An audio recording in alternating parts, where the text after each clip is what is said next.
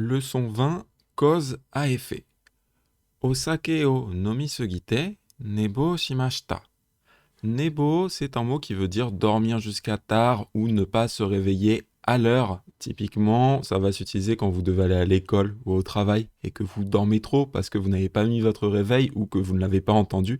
C'est un mot qu'on utilise dans cette situation. Osake, c'est de l'alcool. O, ça va être la particule d'objet. Nomisugite, est-ce que vous vous rappelez de sugiru? On l'avait évoqué en fin de bootcamp N5, il veut dire trop faire quelque chose. Donc nomisugiru, c'est trop boire. Osake o nomisugiru, trop boire d'alcool. Ici, il est à la forme en T. On a remplacé le final par en T, nomisugite. Le rôle principal de la forme en T, le rôle on va dire fondamental, c'est d'enchaîner les actions. C'est de suspendre l'action pour montrer qu'on attend une suite à la phrase ou au propos. Eh bien, ici, ça peut être interprété comme ceci. J'ai bu trop d'alcool et je me suis réveillé en retard. Dans certains cas, la forme en T, elle permet juste d'enchaîner des actions chronologiques. Je pourrais vous dire Asa o kite, asa gohan o tabete, gakko ni ikimashita. Je me suis levé et j'ai pris mon petit déjeuner et je suis allé à l'école. Mais parfois, la forme en T va afficher une logique un petit peu plus forte. On parle parfois de cause faible ou circonstancielle, car en fait, ce « et », on peut le voir quand même une petite cause. C'est-à-dire que même en français, si vous dites « j'ai bu trop d'alcool et je me suis réveillé en retard », on va interpréter ces deux actions comme liées. On va leur trouver quand même un lien de cause à effet. On se doute que ce ne sont pas juste deux actions chronologiques totalement dépourvues de lien. T ne marque pas explicitement la relation de cause, donc l'interprétation dépend un peu du contexte ou de l'intuition du locuteur. Mais ici, on voit quand même clairement qu'il y a un lien. Ayant trop bu, je ne me suis pas réveillé à l'heure. Cette forme en T est un petit peu plus douce en termes de cause à effet que par exemple en kara. Avec en kara, on insisterait vraiment sur l'origine, sur la cause profonde qui a causé le fait qu'on ne se soit pas réveillé à l'heure. Osake o nomisugita kara, nebo shimashita. Parce que j'ai bu trop d'alcool, je me suis réveillé en retard. Ici, on insiste sur la cause, on l'affiche de manière plus visible, mais fondamentalement, le sens reste le même. Ainsi, la forme en T permet, comme ceci, parfois, de par la circonstance, de mettre en avant une relation de cause à effet. Ici, nous l'avons vu avec un verbe, c'est intéressant de noter qu'on peut également mettre le da, la copule, donc da, des, à la forme en T. Pour ça, on le transforme en de. Par exemple, je pourrais dire Watashi wa Fransujin de eigo o hanasenai. Eigo hanasenai, je ne peux pas parler anglais ou je ne sais pas parler anglais. Et ici, on pourrait interpréter cette phrase comme Watashi wa Fransujin da.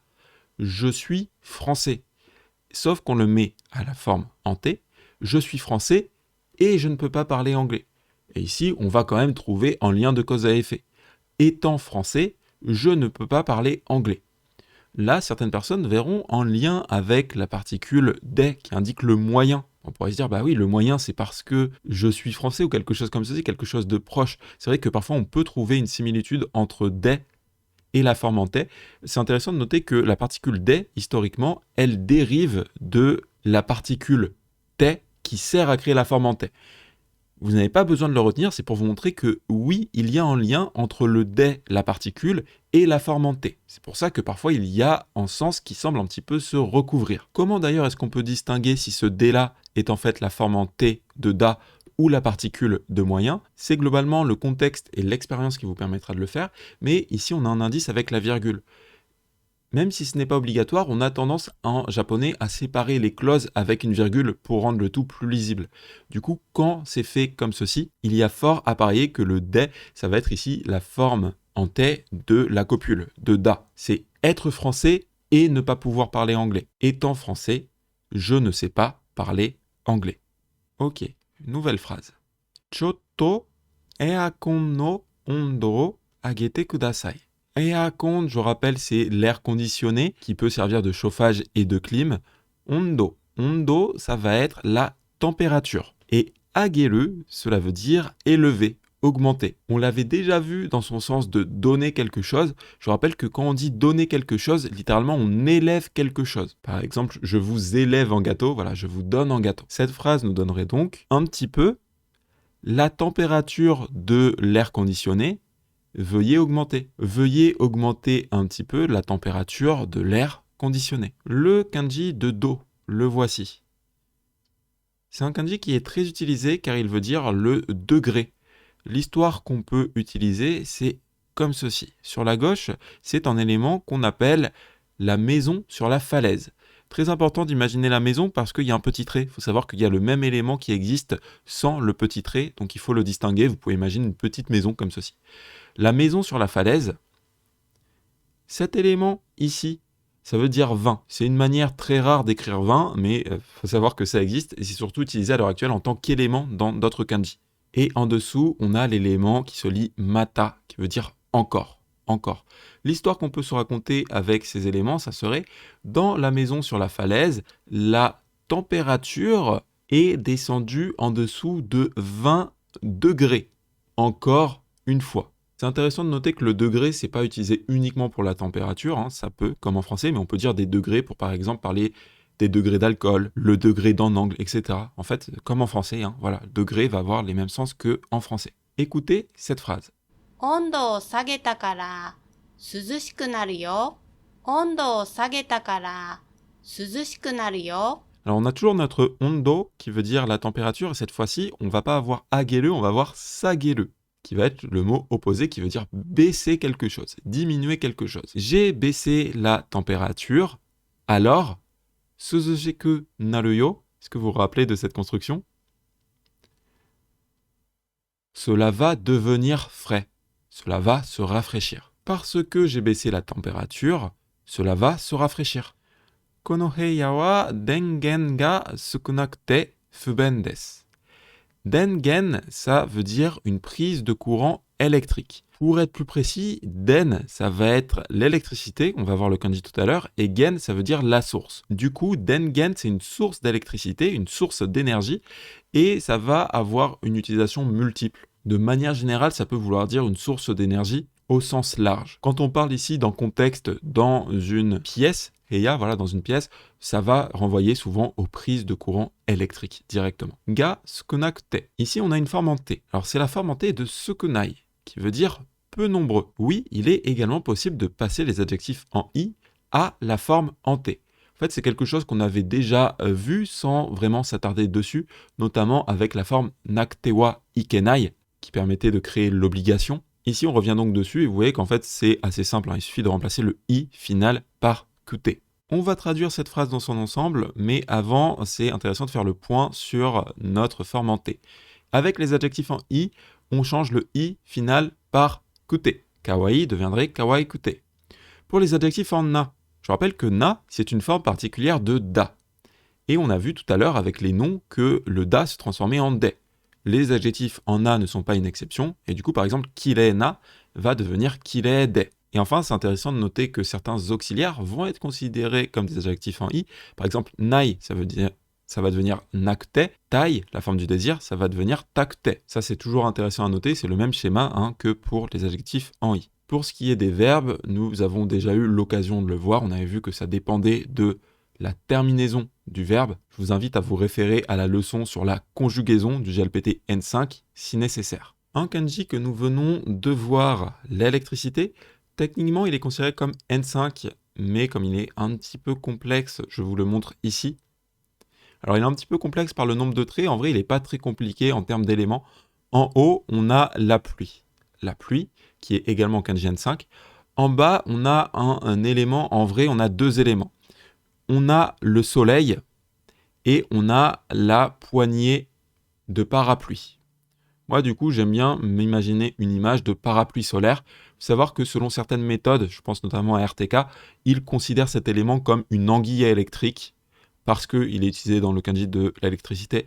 Moi, je préfère m'en rappeler comme le parapluie solaire, parce que littéralement, ce sont ces éléments. C'est l'élément du soleil et de la poignée de parapluie. Quand il pleut, vous pouvez sortir votre parapluie solaire, mais attention, en cas d'orage, il ne protège pas des courants électriques de la foudre.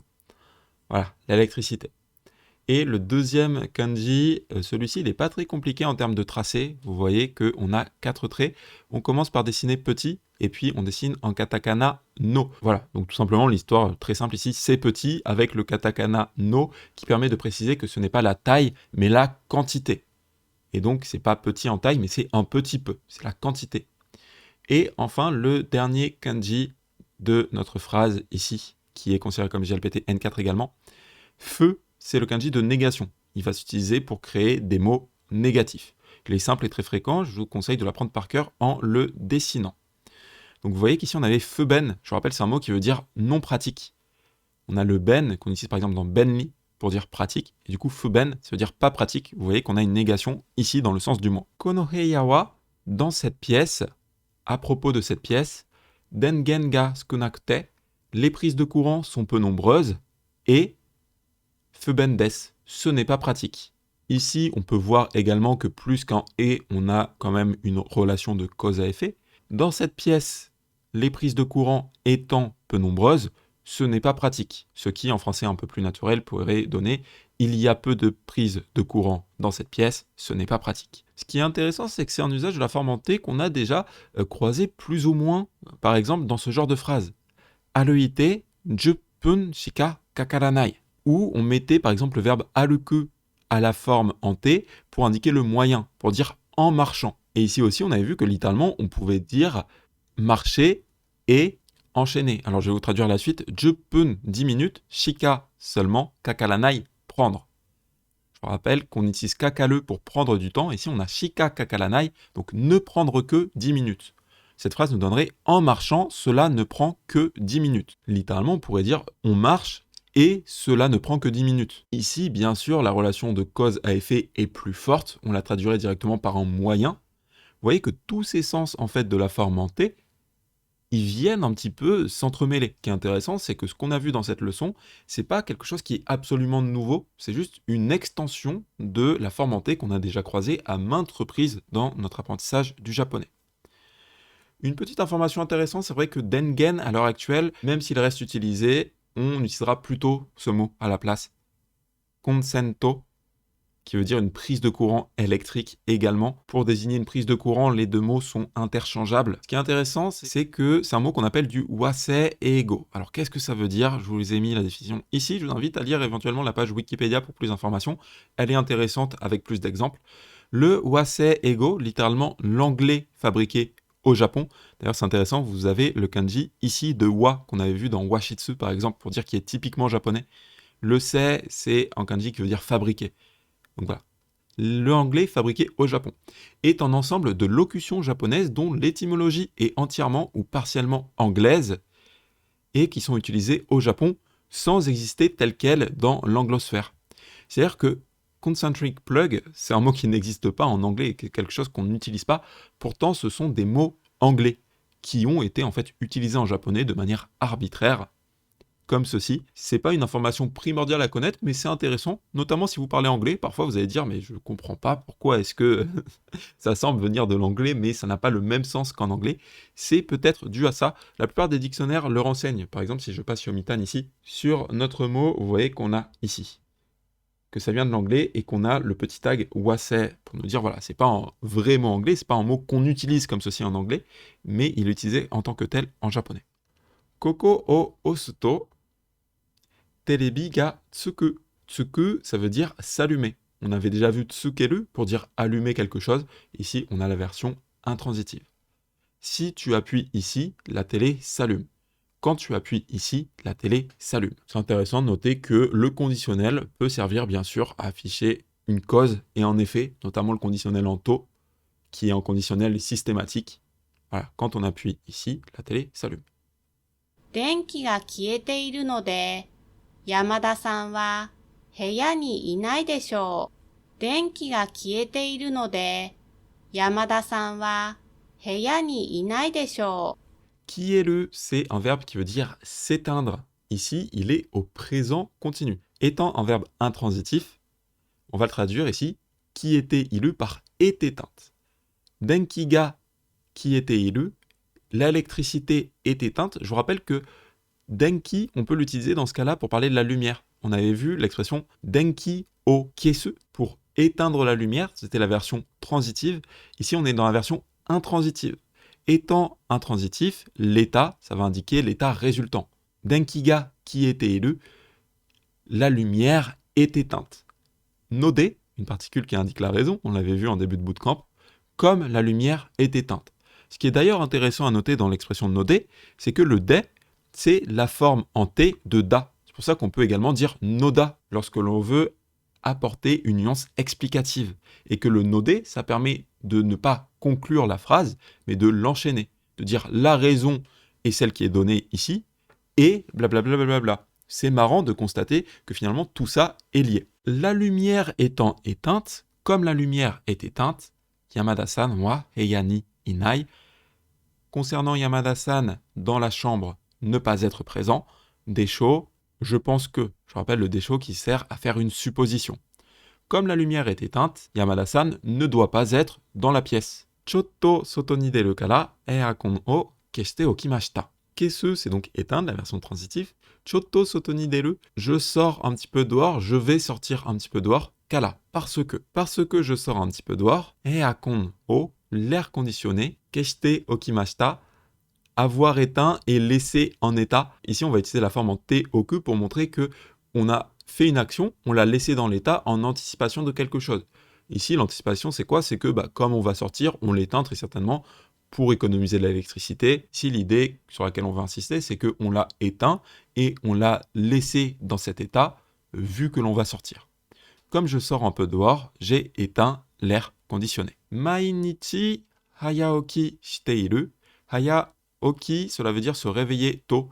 Vous reconnaissez peut-être les kanji, d'ailleurs le kanji de hayai, voilà, on va le voir ici plus en détail, qui veut dire tôt et dans une moindre mesure rapide. Alors c'est quand même un kanji qui a plutôt le sens de tôt. Le soleil se lève tôt le matin, bien avant 10 heures. Et le oki, le voici.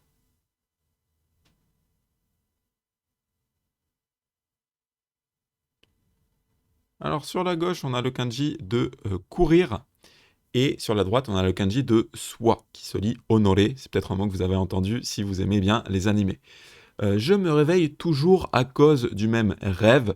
Je cours sans fin jusqu'à me perdre moi-même. Heureusement, ça ne se produit pas dans la réalité. Voilà, je me réveille toujours à cause du même rêve. Et donc on a hayaoki qui est en nom qui veut dire se réveiller tôt. On peut l'utiliser en tant que verbe seul. Donc hayaoki seul, se réveiller tôt. C'est vrai qu'ici dans la traduction il est directement proposé en tant que verbe. Techniquement c'est un nom qui voudrait dire un réveil tôt. On pourrait dire un réveil matinal éventuellement. Tous les jours, je me réveille tôt. C'était la leçon 20 sur la cause à effet. On a vu notamment la forme en T, qui était une extension finalement de l'usage de la forme en T qu'on a vu jusqu'à présent. Ça va afficher un lien de cause à effet qui est plutôt léger, en fait, qui va être induit par le contexte. On a vu également qu'on pouvait passer à la forme en T les adjectifs en I, en transformant le I final en QT, et qu'on pouvait passer les noms ou adjectifs en A à leur forme en T, en transformant le DA en DE. On a également vu qu'on pouvait insister sur la cause avec un kala ou un node, avec un parce que, comme, et que dans une moindre mesure, le conditionnel également permettait d'afficher la cause à effet. Ça, c'est quelque chose qui est similaire au français. C'était la leçon 20.